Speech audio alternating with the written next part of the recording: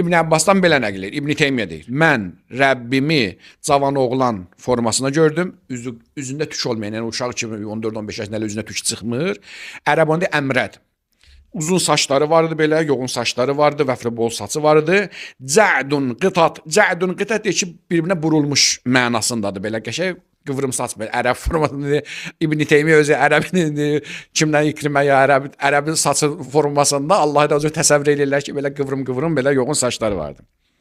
Fi ravdatin xadra, yaşıllıq bir bağçanın içində idi. Allah gəzir bağçanın içində belə cavan oğlan formasında, üzündə tük də yoxdur, belə qəşəng saçları da var.